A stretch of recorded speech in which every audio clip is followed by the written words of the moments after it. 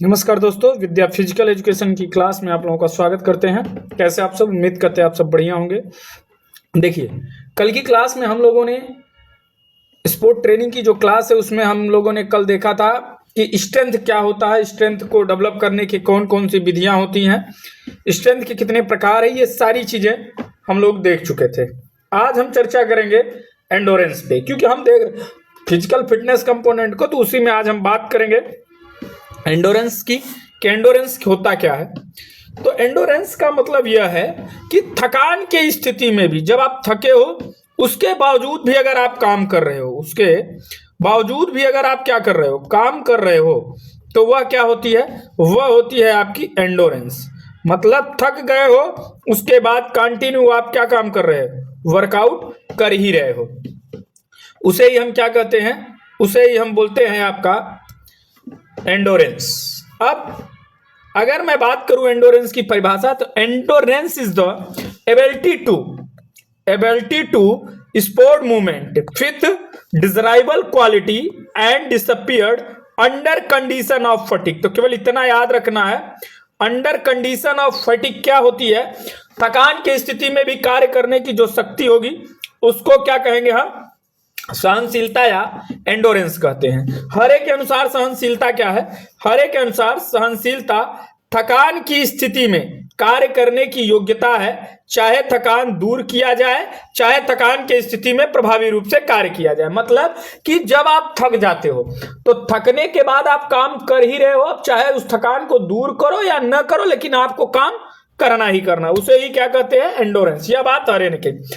हरदयाल सिंह के अनुसार क्या है एंडोरेंस? हरदयाल सिंह के अनुसार सहनशीलता खेल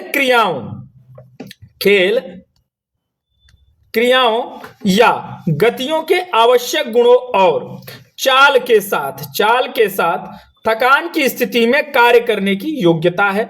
मतलब सहनशीलता क्या है? जो भी खेल क्रियाएं होती हैं या जो भी आपके मूवमेंट होते हैं उसका एक क्या है? गुण है, एक आपका ट्रेट है, जो कि क्या है? जो चाल के साथ, मतलब स्पीड के साथ और थकान के स्थिति में भी क्या करते हो? कार्य करते हो। स्पीड के साथ थकान की स्थिति में भी कार्य कर रहे हो, वह क्या होता है? वह होता है आपका सहनशीलता। अब बात आती है स्कैन के अनुसार। इन्होंने स्कैन, हॉर्न और वर्ले के अनुसार इन्होंने क्या कहा था? इन्होंने कहा सहनशीलता थकान के लिए प्रतिरोध की योग्यता है। मतलब endurance is the ability to resist the fatigue. तो रेजिस्ट द फैटिग को ही क्या कहते हैं? थकान। साधारण भाषा में समझो कि जब आप थक जाते हो, थकने के बाद भी अगर आप काम कर रहे हो, किसी भी कार्य को अंजाम दे रहे हो, वही क्या होती है? सहनशीलता। ठीक है ना? अब जैसे क्या होता है, मान लो कोई इंसान है, अब वो चला जा रहा है, थक जा रहा है, फिर भी चला जा रहा है, तो क्या कहा जाता है? अरे भाई, इसके अंदर बहुत सहनशीलता। किसी को आप कोई गाली दे रहा है, गाली देते देते देते देते इतना गाली दे दिया कि सामने वाला सुनते सुनते सुनते थक गया, फिर भी सुन रहा है, तब आदमी कहता है अरे भाई, ये तो बहुत सहनशील व्यक्ति है, चाहे जितना इसको गाली दो, चाहे जो करो, यह क्या करता है? अपने उसी पर रहता है, या हिलता डुलता नहीं है। अब बात करते हैं टाइप ऑफ एंडोरेंस की। तो टाइप ऑफ एंडोरेंस की जब हम बात करेंगे तो यहां टाइप ऑफ एंडोरेंस कितने प्रकार के हैं? तो यहां पे टाइप ऑफ एंडोरेंस अगर वैसे देखेंगे तो दो प्रकार के। कौन?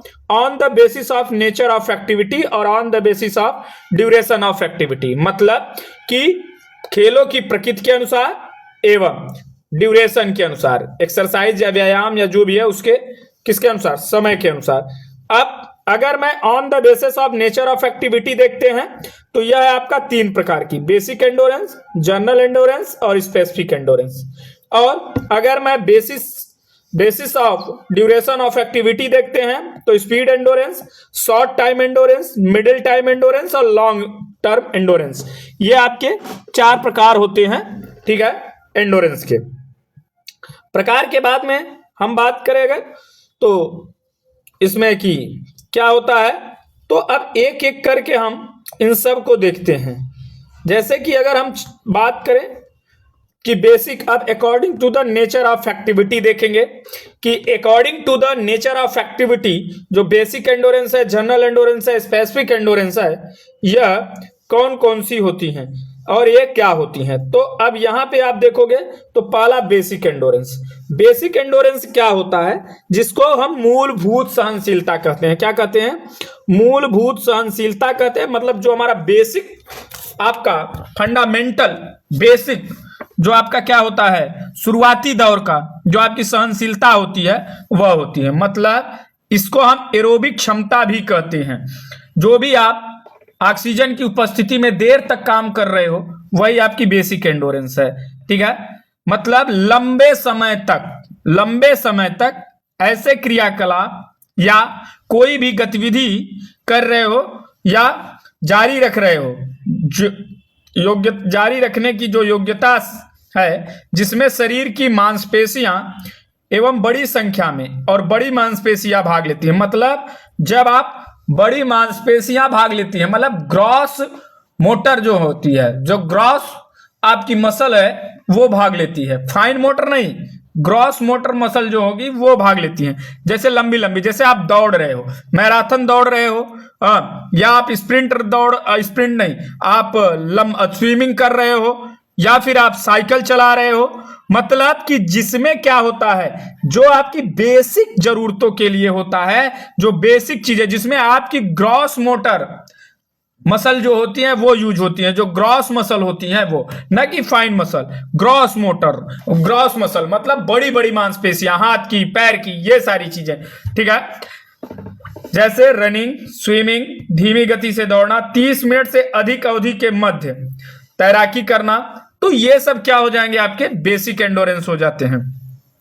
बेसिक के बाद में अब आपका आता है जनरल एंडोरेंस। जनरल एंडोरेंस क्या होता है, यह विभिन्न प्रकार की क्रियाकलापों के कारण जो भी आपका थकान, मतलब कोई आप काम कर रहे हो, कोई भी क्रिया, वो चाहे आप बड़ी मांसपेशी यूज हो चाहे छोटी मांसपेशी यूज हो, कोई भी मांसपेशी हो, आप कोई भी काम कर रहे हो, अगर आप काम करते हुए आपके अंदर थकान आती है और उस थकान को आप एकदम काम माइंड में संतोषजनक तरीके से उसका क्या करते हो, सामना करते हो, तो यही क्या होता है, सहनशीलता होती है, जनरल एंडोरेंस होती है। ठीक है, इसमें आपकी एरोबिक और एनारोबिक दोनों प्रकार के व्यायाम आते हैं, लेकिन बेसिक में केवल एरोबिक आता है।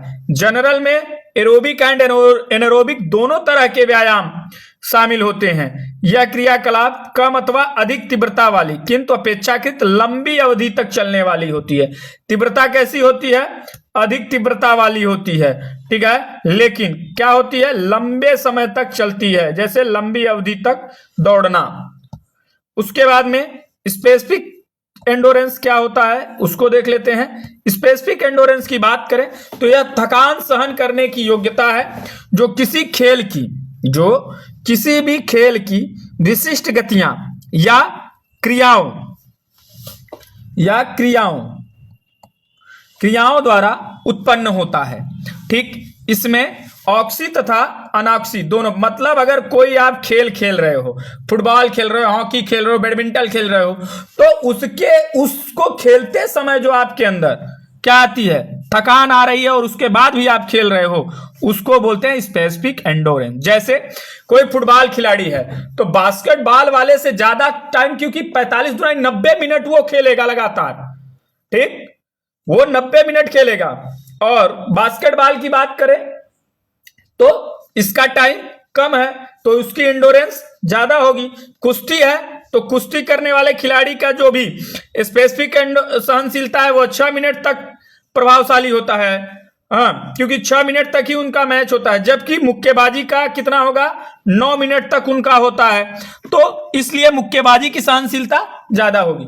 मतलब कोई गेम है, उस गेम में अगर कोई आप, जो हर गेम का अलग है, तो गेम खेलते समय जो आपकी एंडोरेंस शक्ति है, जो एंडोरेंस पावर है, सहनशीलता है, उसी को हम क्या कहते हैं, स्पेसिफिक एंडोरेंस कहते हैं। आगे बात कर लें अगर हम, अब देखते हैं हम किसके अकॉर्डिंग टू ड्यूरेशन के अनुसार अगर हम देखें, टाइम ड्यूरेशन के अनुसार, तो टाइम ड्यूरेशन के अनुसार आपके कितने प्रकार के होते हैं, तो आपके 4 प्रकार होते हैं। कौन, स्पीड एंडोरेंस। पहला कौन सा है, पहला है आपका स्पीड एंडोरेंस। अब अगर मैं बात करूं आप लोगों से कि स्पीड एंडोरेंस क्या होती है, तो स्पीड एंडोरेंस जो 11 सेकंड से 45 सेकंड के बीच, 11 सेकंड से 45 सेकंड स्पीड की बात कर रहा है, तो 11 से 45, ठीक है, सेकंड के बीच, मतलब जैसे 100 मीटर, 200 मीटर, 400 मीटर, ये सब क्या होंगे, speed endurance. Short time endurance की बात करेंगे तो वो क्या होगा, 45 सेकंड से 2 मिनट तक की, 45 सेकंड से 2 मिनट तक की जो भी एक्सरसाइज होगी वह क्या होगी, वह आपकी शॉर्ट टाइम एंडोरेंस होगा। जैसे 800 मीटर।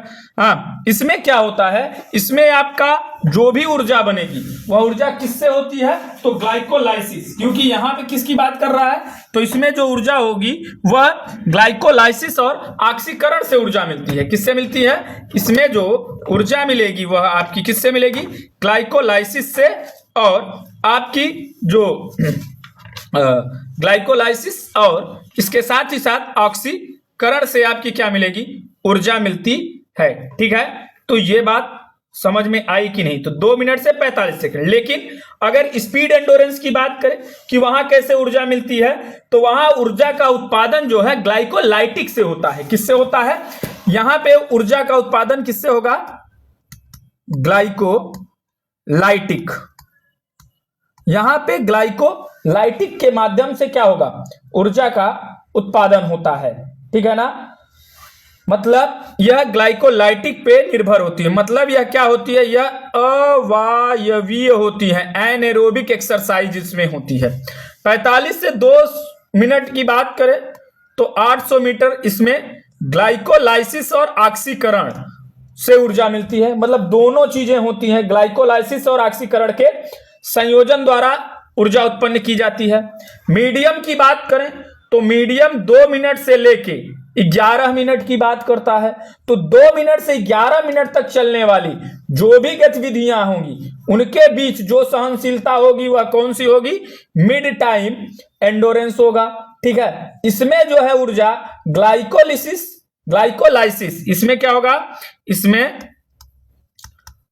ग्लाइकोलाइसिस, ठीक, इसमें जो है ऊर्जा आपका ग्लाइकोलाइसिस और ऑक्सीकरण और प्लस ऑक्सीकरण, इन दोनों से क्या होता है, ऊर्जा मिलती है हमको। अब बात आता है दीर्घकालिक, मतलब लंबे समय तक 11 मिनट से ज्यादा की, कितने मिनट से, 11 मिनट से ज्यादा की जो भी आपकी एक्सरसाइज होगी वह आपकी लॉन्ग टर्म एंडोरेंस होगी। उदाहरण के लिए जैसे आपका क्या होता है, मैराथन धावक होता है। क्या होता है, मैराथन धावक हुआ, क्रॉस कंट्री रेसर हुआ, साइकिल चलाने वाला हुआ। तो ये सब क्या है, ये सब आपका क्या होता है, यह आपका लॉन्ग टाइम एंडोरेंस वाला बात होता है, लंबे समय तक चलने वाला होता है। ठीक, अब इस एंडोरेंस के प्रकार मैंने बताया आपको। सबसे पहले किसकी बात की, अगर मैं बात करूं अकॉर्डिंग टू द, अगर मैं बात कर लूं आपसे अकॉर्डिंग टू द नेचर की बात करें अगर हम, तो according to the nature activity, तो बेसिक एंडोरेंस मैंने बताया, जनरल एंडोरेंस बताया मैंने, और स्पेसिफिक एंडोरेंस। और उसके बाद में अगर मैं अकॉर्डिंग ड्यूरेशन की बात करें तो वहां पे speed endurance, short time endurance, mid time endurance और लॉन्ग टाइम एंडोरेंस। अब बात करते हैं इसके मेथड को, किसको डेवलप करने की कौन सी विधि है। तो इसके डेवलप करने की कई सारी विधियां हैं। पहला है कॉन्टिन्यूअस ट्रेनिंग, दूसरा है इंटरवल ट्रेनिंग, तीसरा है फार्टलैग ट्रेनिंग। और अब अगर मैं बात करूं आप लोगों से, जो आपका कॉन्टिन्यूअस होता है वह 2 प्रकार का होता है। कौन कौन सा, एक होता है आपका फास्ट कॉन्टिन्यूअस, कॉन्टिन्यूअस आपके 3 प्रकार, फास्ट कॉन्टिन्यूअस, स्लो कॉन्टिन्यूअस और वेरिएबल पेस मेथड, ये 3। और पूछता है कई बार कि वेरिएबल पेस मेथड किसका भाग है, तो वेरिएबल पेस मेथड जो है आपके इसी का भाग है। यहां पे विद्या फिजिकल एजुकेशन, मां सरस्वती जी विराजमान है। विद्या फिजिकल एजुकेशन का लोगो में ही मां सरस्वती जी हैं। तो आप जो है ये चैनल को सब्सक्राइब कर लें, मां सरस्वती जी आपको सक्सेस करेंगी। तो आगे बात करते हैं। तो इंटरवल ट्रेनिंग की बात करें तो इंटरवल ट्रेनिंग जो होगी आपकी 2 प्रकार की, एक क्या होता है स्लो और एक्सटेंसिव ट्रेनिंग, जिसको स्लो या एक्सटेंसिव ट्रेनिंग बोलते हैं। दूसरा होता है फास्ट कॉन्टिन्यूअस इंटेंसिव ट्रेनिंग, ठीक है। और यहां पे फिर क्या होता है, फार्टलैग ट्रेनिंग। एक्चुअली में कहीं कहीं आप फार्टलैग जो है कॉन्टिन्यूअस का भाग भी पढ़ेंगे, क्योंकि फार्टलैग भी कॉन्टिन्यूअस के ही भाग में आता है, याद रखिएगा, ठीक है। कहीं कहीं आपने देखा होगा तो परेशान होने की जरूरत नहीं है, लेकिन यहां पे मैं अलग अलग बता रहा हूं कि continuous method, interval training, fartlek training. Continuous के 3 प्रकार, fast continuous, slow continuous, variable pace. Interval training के स्लो और extensive training, fast continuous, intensive training. अब इनके विषय में एक एक के विषय में हम क्या करेंगे, हम एक एक के विषय में पढ़ेंगे, ठीक है।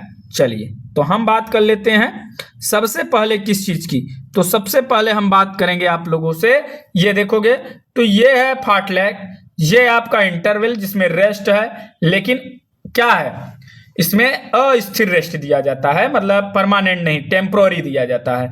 कॉन्टिन्यूअस में लगातार इसमें रेस्ट दिया ही नहीं जाता है, ठीक। आगे बात कर लेते हैं आप लोगों से, यहां देख रहे हो कॉन्टिन्यूअस मेथड। कॉन्टिन्यूअस मेथड में आप देख रहे होगे ये बंदा क्या कर रहा है, साइकिल चलाए ही जा रहा है, बंद हो ही नहीं रहा है, मतलब यह कंटिन्यू काम कर रहा है। इस बंदे को देखेंगे आप तो ये क्या कर रहा है, यह जो है लगातार स्विमिंग करे ही जा रहा है, लगातार स्विमिंग कर रहा है, स्विमिंग बंद ही नहीं कर रहा है, मतलब कि कॉन्टिन्यूअस मेथड है। इस पद्धति की खोज किसने की थी, सबसे पहला क्वेश्चन यही आता है, तो याद रखना डॉक्टर अर्नेस्ट वैन एकॉन ने किया था, याद रखिए। कॉन्टिन्यूअस को याद कैसे रखोगे, लगातार चलना है तो वैन से जाओगे, किससे जाओगे, वैन से, नहीं तो थक जाओगे, तो वैन से जाना है, तो याद रखना डॉक्टर अर्नेस्ट वैन एकॉन, ठीक है, विकसित किया था। यह विधि किसको, सहनशीलता को बढ़ाने का पूछता है। कॉन्टिन्यूअस मेथड किसके लिए होता है, सहनशीलता को बढ़ाने का सबसे अच्छा तरीका पूछेगा कौन सा है, तो कॉन्टिन्यूअस है। इस विधि में व्यायाम क्या होता है, लंबी अवधि तक बिना रुके निरंतर किया जाता है, जैसे क्रॉस कंट्री दौड़, इस व्यायाम का सबसे अच्छा उदाहरण है क्रॉस कंट्री दौड़ जो होती है, या मैराथन। इस तरह के व्यायाम करने की अवधि कितना होता है, 30 मिनट या अधिक से अधिक 90 मिनट। व्यायाम की अवधि 30 से 90 मिनट तक। हृदय की धड़कन कितनी होती है, 140 से 160। 140 से 160 से ज्यादा हृदय की धड़कन नहीं होगी, इससे ज्यादा जाएगी तो हम ब्रेक ले लेंगे, नहीं तो पता चला हार्ट फेलियर हो जाएगा आपका, ठीक है। आगे बात कर लेते हैं, तो स्लो कॉन्टिन्यूअस आपको समझ में आ गया। स्लो कॉन्टिन्यूअस हृदय दर कितना, 140 से 160 बीट पर मिनट होता है, व्यायाम दर 1 से 2 घंटे होता है, आवृत्ति। अब देखो पार्ट कॉन्टिन्यूअस के कितने भाग, तो पार्ट कॉन्टिन्यूअस के कितने पार्ट हो गए, कॉन्टिन्यूअस के 3 भाग, स्लो कॉन्टिन्यूअस, फास्ट कॉन्टिन्यूअस और वेरिएबल पेस। जो स्लो कॉन्टिन्यूअस होता है इसमें क्या होती है, इसमें सबसे ज्यादा जो जरूरी है वो इसका आवृत्ति। आवृत्ति याद रखिएगा, स्लो कॉन्टिन्यूअस में कितना है, 70% से लेके 80% होती है। और दूसरा हृदय गति, हृदय गति 140 से 160 होती है, और समय कितना होता है, 1 से 2 मिनट का टाइम होता है। याद रखिएगा फ्रीक्वेंसी 2 से 3 टाइम इन ए वीक, एक वीक में 2 से 3 टाइम। फास्ट कॉन्टिन्यूअस में हृदय की दर कितनी होती है, हृदय की दर 160 से, आपकी जो हृदय की दर है वह कितनी हो जाएगी, वह 160 से 180 बीट होती है, ठीक, मिनट होती है। उसके बाद इसमें तय की गई दूरी कितनी होती है, 5 से 10 किलोमीटर। इसमें जो फ्रीक्वेंसी होती है वह कितनी होगी, 80 से 90। याद रखिएगा फास्ट में 80 से 90, आपका स्लो में 70 से 80, यह जरूर याद रखना, यह अक्सर पूछ लेता है। तो 80 से 90 फास्ट में, 70 से 80 स्लो कॉन्टिन्यूअस में। वेरियस पेस की बात करते हैं तो यहां पे हार्ट बीट 140 से 180 होती है, 140 से 180, वही 160 से 180 यहां होती है, बीट पर मिनट होती है। व्यायाम का समय कितना होता है, 45 से 90 मिनट का। दूरी 10 से 15 किलोमीटर। आवृत्ति कितना होता है, 60 से 90। यहां पे आवृत्ति कितनी है मेरे भाई, 60 से 90 आवृत्ति है, ठीक है। 90 फ्रीक्वेंसी 2 से 3 टाइम इन अ वीक में होता है। तो 60 से 90 किसका है, इसका। 80 से 90 किसका है, आपका फास्ट का। और 70 से 80 किसका है, स्लो का। उम्मीद है इतनी बात आपको समझ में आ जाएगी। अब देखो यहां पे लोड पैरामीटर हम देख लेते हैं कि लोड पैरामीटर क्या होता है, कैसे लोड दिया जाता है। तो लोड पैरामीटर कंटिन्यूअस की बात करें तो यहां देखो ट्रेनिंग फीचर्स, लोड वॉल्यूम, प्रशिक्षित एथलीट के लिए लोड वॉल्यूम, कुल दूरी कितना होगा, तो लोड वॉल्यूम स्लो कॉन्टिन्यूअस में 10 से 20 किलोमीटर, कितना होगा 10 से 20 किलोमीटर। वॉल्यूम बराबर क्या होता है, टोटल वर्क डन, तो 10 से 20। टाइम में अगर है तो 1 से 2 घंटा।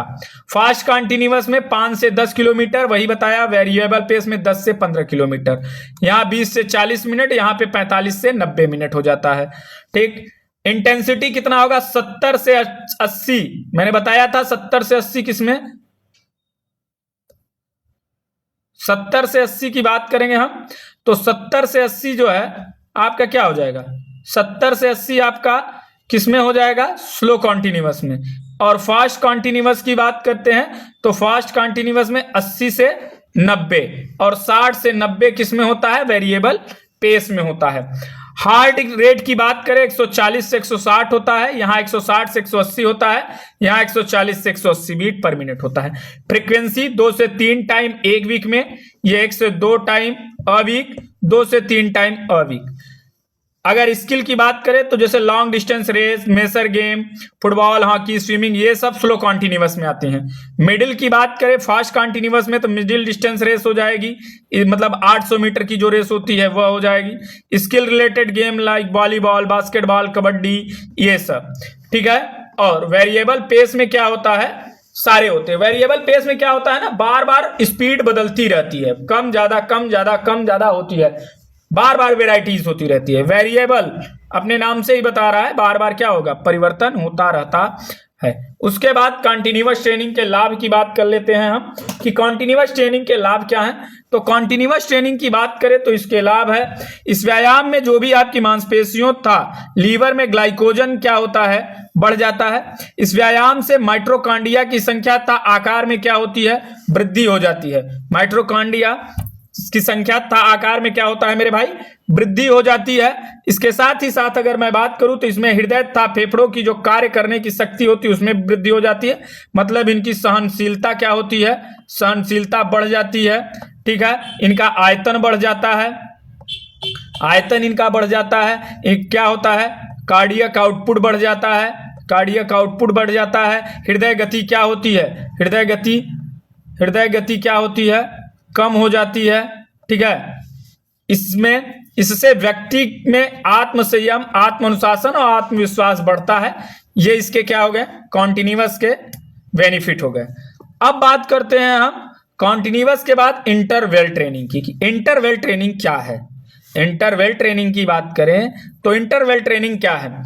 इंटरवल ट्रेनिंग की शुरुआत जो है 1939 में, किस सन में, याद रखना 1939 में जर्मनी के किस यूनिवर्सिटी में, फ्रीबर्ग यूनिवर्सिटी। यह पूछा गया है क्वेश्चन, याद रखना किस यूनिवर्सिटी में इंटरवल। तो इंटरवल में बच्चा क्या हो जाता है, फ्री हो जाता है, और जब फ्री हो जाता है तो क्या करता है, केला ला, क्या करो, घर चल।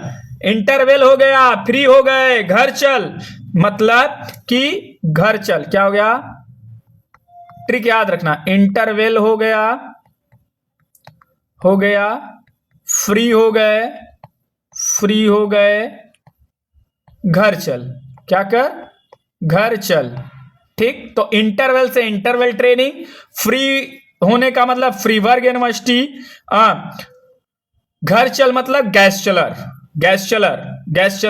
और घर चल केला ला मतलब विकिला, ठीक। तो गैस चलर और फिजियोलॉजिस्ट अर्नेस्ट रैंजले ने जो भी धावक थे उनके फिटनेस को विकसित करने के लिए किया था इसकी खोज। विकिला जो थे ये फिनलैंड, अगर याद रखना इसमें दो, अगर गैस चलर और ऑर्स रैंजले देगा तो आप इसको आंसर करोगे, नहीं तो विकिला करोगे। अगर दोनों ऑप्शन देगा तब आप विकिला करोगे, याद रखना। ये फिनलैंड के एथलीट ट्रेनर थे मतलब एक कोच थे, इन्होंने 1920 में इस प्रशिक्षण विधि को अवगत कराया था। उसने कार्य और आराम के बीच का लय पर जोर दिया और इस विधि को क्या नाम दिया? टेरिस प्रशिक्षण नाम दिया था। इन्होंने क्या इसी का नाम टेरिस प्रशिक्षण किसने दिया था? आपके बिकिला ने। इसीलिए इनको इसकी बात नहीं होती है। इंटरवल ट्रेनिंग को और किस नाम से जाना जाता है? तो टेरिस प्रशिक्षण के नाम से जाना जाता है, ऑर्थोडॉक्स के नाम से जाना जाता है। इंटरवल ट्रेनिंग को टेरिस प्रशिक्षण का नाम किसने दिया? बिकिला ने दिया। किस सन में दिया? 1920 में दिया था। सर्वप्रथम किसने खोज की थी? बिकिला ने खोज की थी। इसको आगे बढ़ाने का या विकसित करने का काम किसने किया? 1939 में आपका वेल्डमर गैसचलर और रैंडजले ने किया था, जो कि कहां के थे? जर्मन के थे। वो किस यूनिवर्सिटी में किया गया? फ्रीबर्ग यूनिवर्सिटी में किया गया। याद रखना है आपको इतनी बातें। इसमें हृदय सहनशीलता का प्रशिक्षण किया। इसमें इनकम्प्लीट रिकवरी होती है। याद रखना, पूछेगा इनकम्प्लीट रिकवरी किसमें होती है? तो इंटरवल ट्रेनिंग में। इंटरवल ट्रेनिंग जब इंटरवल होता है स्कूल में तो क्या होता है? आप पूरी तरीके से घर नहीं जा पाते हो, केवल खाना नाश्ता के लिए ही छुट्टी दी जाती है। इसलिए याद रखना, incomplete recovery, incomplete recovery, interval. Interval हो गया, फ्री हो गया, घर चलो, तो कहता है नहीं घर नहीं चलेंगे, इनकम्प्लीट है भाई अभी पढ़ाई, तो मतलब याद रख लेना इंटरवल ट्रेनिंग से। इस प्रकार से हम मेमोनिक ट्रिक से आपको हर एक का आंसर और ट्रिक बता देंगे, जिसको आपको रटने की जरूरत नहीं पड़ेगी। यह ट्रेनिंग मेथड यह कहता है कि 10 से 20 मील दौड़ने की बजाय हम 10 से 20 बार प्रतिदिन 400 मीटर दौड़े। ठीक है ना? कि मतलब रेपिटेशन, यह कहता है कि हमको रेपिटेशन करना है। हमको यह नहीं कि हम 10 मील दौड़े, हम रेपिटेशन करें थोड़ी थोड़ी देर पे उन चीजों का। यहीं पे टॉनी जर्मन प्रशिक्षक थे, इनका कहना था कि जब कोई खिलाड़ी 80% की गति से दौड़ता है तो उसकी जो नाड़ी की गति है, जो नाड़ी दर है, वह कितना होती है? 150 से 180 हो जाएगी। आराम के समय नाड़ी की गति कम लगभग 120 से 140 तक हो जाती है। जब वह आराम करता है उस समय उसकी हृदय दर कितना हो जाती है? 120 से 140 तक हो जाती है। यह गति की सहनशीलता के लिए पुनः शक्ति प्राप्त करने का सबसे अच्छा, मतलब यह कहता है कि जब 150 से 180 या कहीं कहीं आपको 140 से 160 भी दिया होगा कि 160 तक पहुंच जाता है, 180 से 160 से 180 भी दिया गया है, या 150 से 180 तक, तो मतलब 180 तक पहुंचे या 160 तक पहुंचे तो आप क्या कर दोगे? आप रोक दोगे एक्सरसाइज को, और पुनः जैसे ही आपकी हार्ट बीट 120 या 140 होगा हम फिर से एक्सरसाइज स्टार्ट कर देंगे। यह बात कहता है, इसी को कहते हैं इनकम्प्लीट रिकवरी। यह जो है गति की सहनशीलता के लिए पुनः शक्ति रिकवरी प्राप्त कर लेता है। इस प्रशिक्षण विधि को प्रायः प्रयास एवं पुनः शक्ति प्राप्त या एफर्ट एवं रेस्ट पर आधारित प्रशिक्षण माना जाता है। इस विधि में इंटेंसिटी हाई होती है। इसमें इंटेंसिटी क्या होती है? हाई। इंटेंसिटी हाई होगी तो लोड क्या होगा? कम होगा। याद रखना, लोड कम, इंटेंसिटी हाई होगी। ठीक है? यह क्या होता है? यह साप्ताहिक कार्यक्रम होता है। यदि एक रेपिटेशन लगाने के बाद 90 सेकंड के अंदर अगर आपकी हार्ट बीट 120 तक नहीं आती है तो उसका एंडोरेंस सही नहीं माना जाता है। इसीलिए ट्रेडमिल प्रशिक्षण जब होता है यही सारी चीजें देखी जाती है। जब हार्ट का चेकअप होता है, आप टीएमटी जब कराने जाओगे, डॉक्टर बोलता है टीएमटी करा लो, तो यही सब चीजें देखता है। ठीक है? आगे बात करें अगर हम, अब देखो इसका भी बारे में हम देख लेते हैं कि इसका जो इंटरवल ट्रेनिंग है इसके लोड के विषय में, तो यह 2 प्रकार की होती है, स्लो एक्सटेंसिव ट्रेनिंग और फास्ट इंटेंसिव ट्रेनिंग। स्लो और फास्ट में देख लेते हैं क्या क्या चीजें होती हैं। टोटल डिस्टेंस ऑफ लोड और टोटल वर्क वॉल्यूम कितना होता है? 30 मिनट से 1 घंटा 5 से 10 किलोमीटर की डिस्टेंस होती है। फास्ट में 15 मिनट से 30 मिनट तक का होता है और 2 से 5 किलोमीटर का डिस्टेंस होता है। Interval distance of duration, interval के ड्यूरेशन कितना होता है? 300 टू 600 या 2 से 4 मिनट तक। ठीक है? और 100 मीटर से 300 मीटर या 30 सेकंड से 2 मिनट तक किसमें होता है? आपका फास्ट। उसमें मेनली आपका ये होता है क्या? इंटेंसिटी। स्लो एक्सटेंसिव में इंटेंसिटी 60 से 80 होता है और फास्ट में 70 से 90 होता है। यह याद रखना, यहां से क्वेश्चन पूछा गया है और यमारस में ही आया हुआ क्वेश्चन है, तो यह याद रखिएगा। स्लो की बात करेगा 60 से 80, 70 से 90 आपका फास्ट इंटरवल में। नंबर ऑफ रेपिटेशन की बात करें फ्रीक्वेंसी की, तो 15 से 20 रेपिटेशन होगा और दोनों में 15 से 20 रेपिटेशन। रिकवरी टाइम यहां पे 2 से 4 मिनट का होगा और यहां बात करें तो 2 से 4 मिनट का यहां भी रिकवरी टाइम होता है, याद रखिएगा। ठीक है, अगर रेशियो ऑफ लोड रिकवरी का कितना होता है, 1:1 आपका स्लो एक्सटेंसिव में होता है, फास्ट में 1:2 का होता है। रेशियो ऑफ एम्स क्या होता है, 1:1 एंड 1:2। जैसे एग्जांपल स्लो एक्सटेंसिव में लॉन्ग डिस्टेंस, मिडिल और मेजर गेम, फुटबॉल, हॉकी, ये सब। लेकिन ये जो भी fast game, sprint, basketball, kho kho, ये सब मतलब जिसमें तेज वाले होते हैं वह आपका फास्ट इंटेंसिव में आता है। ठीक है, ये बात उम्मीद है आपको समझ में आएगी और ये सारी चीजें आपको हर जगह नहीं मिलेगा।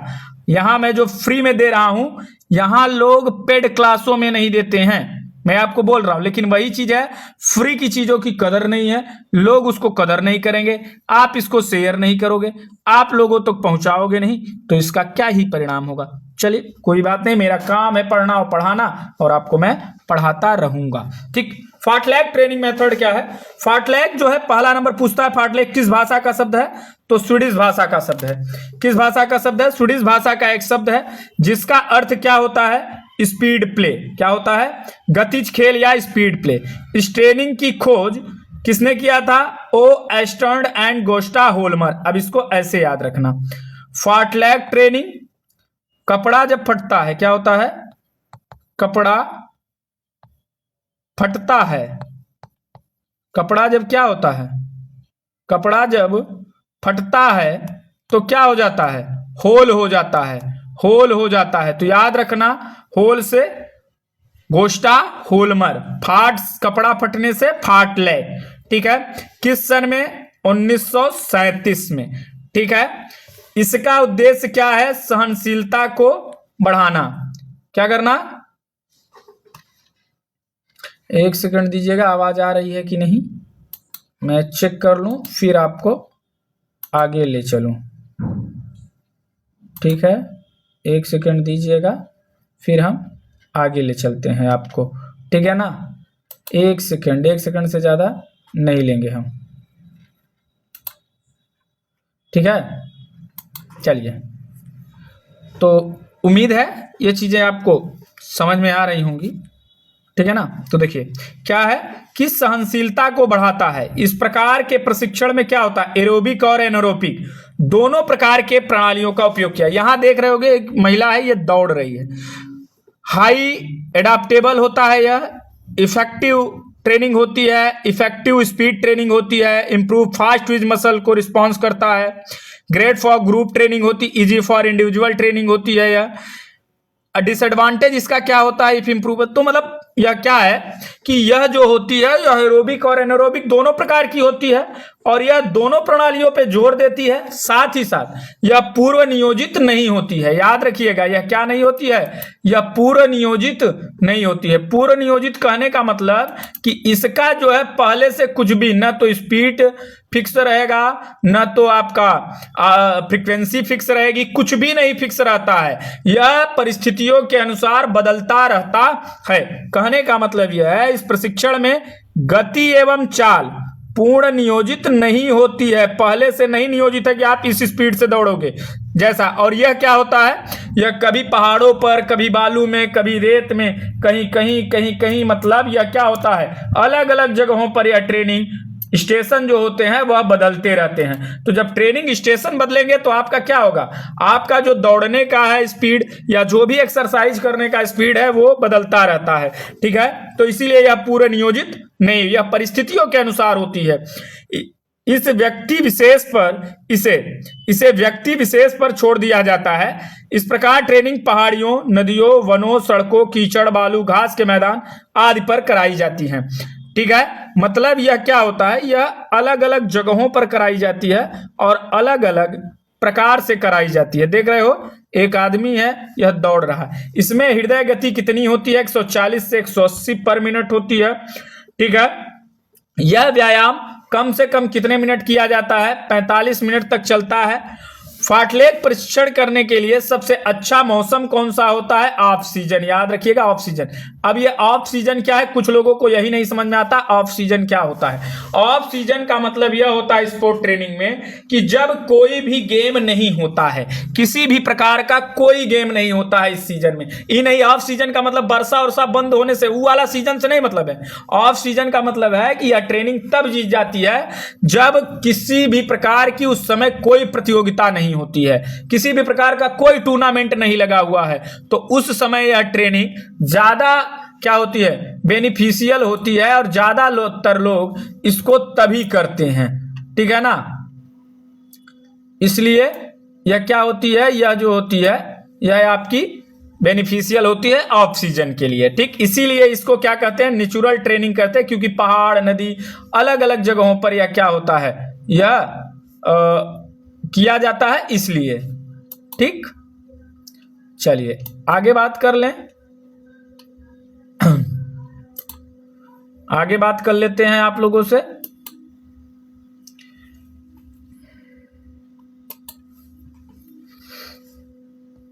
चलिए आगे, अब अगला क्या है हमारा? फाटलैग के बाद आ जाता है आपका सर्किट ट्रेनिंग। क्या आता है आपका? Circuit training. ये जो सर्किट ट्रेनिंग है, यह इस प्रकार का एक परिपथ होता है, मतलब 10 से 12 स्टेशन होते हैं, वहीं कराया जाता है। यह जो है शक्ति सहनशीलता के लिए होता है, शक्ति सहनशीलता। यह जो है स्ट्रेंथ के लिए भी होता है, या स्ट्रेंथ एंडोरेंस के लिए भी होता है। सर्किट ट्रेनिंग एक्चुअली में स्ट्रेंथ एंडोरेंस के लिए होता है, शक्ति सहनशीलता के लिए होता है। साथ ही साथ यह स्पीड में भी सहायता करता है, क्योंकि यह जो होता है इसमें कई सारे, लेकिन हाँ, यह परिपथ तभी होगा अगर मान लो 2 मिनट आपने यहां एक्सरसाइज, तो 2 मिनट यहां, 2 मिनट यहां, 2 मिनट। और इसमें रेपिटेशन तब तक नहीं होगा जब तक कि पूरा एक सर्किट पूरा नहीं होगा, पूरा एक परिपथ नहीं पूरा होगा। जब एक परिपथ पूरा हो जाता है तभी हम आगे चलते हैं, उसके अलावा हम आगे नहीं जाते हैं, याद रखिएगा। ठीक है, तो आगे बात करते हैं अब इसी में सर्किट ट्रेनिंग, या हम ये कहें कि सर्किट ट्रेनिंग है क्या। तो सर्किट ट्रेनिंग जो होती है वह इस ट्रेनिंग का विकास किसने किया था? तो शॉर्ट सर्किट जब ऐड कर दोगे, 2 तार ऐड कर दोगे, 2 तार क्या कर दोगे? ऐड कर दोगे, तो क्या हो जाएगा? शॉर्ट सर्किट होगा। सर्किट होगा, और सर्किट से क्या होगा? शॉर्ट सर्किट से आदमी मर जाएगा। तो याद रखना कि ऐड से एंडरसन और मरने से याद रखना मॉर्गन। तो सर्किट से सर्किट ट्रेनिंग आर.ई. मॉर्गन और जी.टी. एडमसन ने 1953 में किस विश्वविद्यालय में किया था? लीड्स विश्वविद्यालय। 2 लीडों को, कैसे? 2 लीड को, लीड किसको कहते हैं? 2 ईयरफोन नहीं होती है उसको। 2 लीड को जब आपस में हम क्या कर दिए? सटा दिए, तो शॉर्ट सर्किट हो गया, जिससे आदमी मर गया। मतलब 2 तारों को, 2 लीडों को, तो लीड्स यूनिवर्सिटी में आर.ई. मॉर्गन और जी.टी. एंडरसन ने 1953 में बनाया था। यह स्ट्रेंथ एंडोरेंस को डेवलप करने के लिए किया जाता है। यह ट्रेनिंग एक सर्कल में कराई जाती है। इसमें 6 से लेके, अगर मैं बात करूं आप लोगों से, तो 6 से लेके 14 से 12 स्टेशन होते हैं। ठीक है ना, 10 से 12 स्टेशन। कितने? 10 से 12 स्टेशन इसमें होते हैं। इस प्रकार से आपको यहां पे डायग्राम में दिख रहा होगा। ठीक है, चलिए आगे बात कर लेते हैं कि यहां पे आप देखोगे, जैसे ये है बॉल क्रंच कर रहा है, 1 सेकेंड। ठीक, यहां पे देख रहे होगे बॉल क्रंच, यहां से शुरू है, यहां से मान लो यहां से शुरू है, पहले ये, फिर स्प्लिट स्क्वाड, फिर प्लांट लेग लेफ्ट, फिर इधर आ जाता है, फिर इधर मल्टी हाई इंटेंसिटी स्क्वायर, फिर बाल है। मतलब कि यह जो है हर चीज है। Using the machine of the activity for your choice, you the first minute of the warm up and then work as hard as you can 2 minutes alternative 3 minutes और 1 एक्सरसाइज, मतलब कोई भी अल्टरनेटिव एक्सरसाइज शुरू कर सकते हो और इसी सीक्वेंस में जाएगा आपका जो भी एक्सरसाइज होगा, लेकिन यह परिपथ जब तक नहीं पूरा होगा तब तक आप नहीं करोगे। एग्जाम्पल ऑफ सर्किट ट्रेनिंग, यह क्या है? Strength circuit training, cardio circuit training, strength and cardio circuit training, sport specific training, fitness circuit training. Strength circuit training मतलब जब आप शक्ति वाले ही केवल पूरे व्यायाम, जितने भी व्यायाम होगा सब स्ट्रेंथ वाले करेंगे। कार्डियो सर्किट में केवल सहनशीलता वाले व्यायाम करोगे, सारे जितने भी रहेंगे। स्ट्रेंथ एंड कार्डियो दोनों मिक्स कर दोगे। स्पोर्ट स्पेसिफिक, मान लो जैसे वॉलीबॉल है तो वॉलीबॉल वाले सारे एक्सरसाइज रखोगे, बास्केटबॉल है तो बास्केटबॉल वाले। फिटनेस सर्किट मतलब जो फिटनेस से संबंधित, मतलब सारी चीजों को होल डेवलपमेंट की बात कर लेगा। यहां पे याद रखना यह कई भी प्रकार से हो सकता है, यह गोल सर्किट में भी हो सकता है, यह रेक्टेंगुलर भी हो सकता है, यह जो है जिगजैग स्थिति में भी हो सकता है, या ट्रायंगुलर भी हो सकता है, या किसी भी प्रकार से परिपथ बन सकता है। किसी भी प्रकार की ट्रेनिंग हो सकती है या किसी भी प्रकार से हो सकती है। ठीक, सर्किट ट्रेनिंग के लाभ क्या है? वही चीज, यह एक समय में शक्ति और सहन शक्ति विकसित करता है। शुरुआती लोगों के लिए यह सबसे अच्छी विधि है। जो भी आप शुरुआत कर रहे हो तो उन लोगों के लिए यह क्या है? यह जो है बेटर चीज है, याद रखना है आपको। ठीक है, एक कोच एक समय में कई छात्रों को क्या कर सकता है? ट्रेंड कर सकता है। एक कोच एक समय में कई छात्रों को क्या करेगा? वह ट्रेंड कर सकता है। ठीक है, इसके अलावा अगर मैं बात कर लूं आप लोगों से तो और क्या बताओगे आप सब?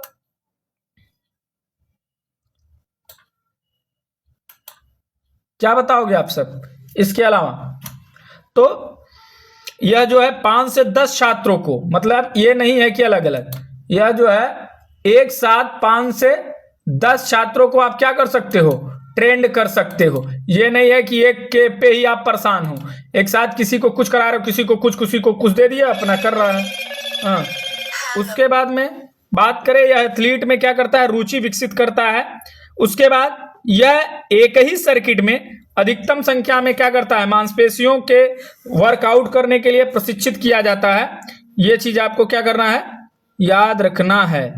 ठीक, उसके बाद में अब आएगा फ्लेक्सिबिलिटी, और जिसपे हम चर्चा करेंगे आपसे कल। किस पे चर्चा करेंगे आपसे? कल की क्लास में करेंगे। तो ये रहा है आपका क्या? फ्लेक्सिबिलिटी। तो आपको परेशान होने की जरूरत नहीं है, इसी प्रकार से हम सारी टॉपिक को एक एक अच्छी तरीके से हम कंप्लीट कर लेंगे। तो चलिए आज की क्लास को यहीं तक रखते हैं, कल फिर मिलते हैं, तब तक के लिए विदा लेते हैं। जय हिंद, जय भारत। आप सभी लोग अगर जो भी नए हैं वो चैनल को सब्सक्राइब कर लेंगे, वीडियो को लाइक कर देंगे। आप ऑफलाइन कमेंट करके हमें जरूर बताइएगा कि वीडियो कैसी लगी, और इस क्लास को आप लोग शेयर जरूर करिएगा। ज्यादा से ज्यादा तक लोगों तक पहुंचाएंगे तो ज्यादा से ज्यादा लोग जुड़ेंगे। तो ये क्योंकि ये चैनल आपका है, अगर आपको फ्री कंटेंट चाहिए तो आप यहाँ पे मेरे साथ सारे वो फ्री कंटेंट आप उपलब्ध कर सकते हैं, और एकदम बढ़िया तरीके से फ्री में आपको जो यहाँ मिलेगा वह आपको लोग पेड में भी नहीं देंगे, ये मैं बोल रहा हूं। आप जाके देखिएगा। तो चलिए आज की क्लास को यहीं तक रखते हैं, कल फिर मिलते हैं। जय हिंद, जय भारत।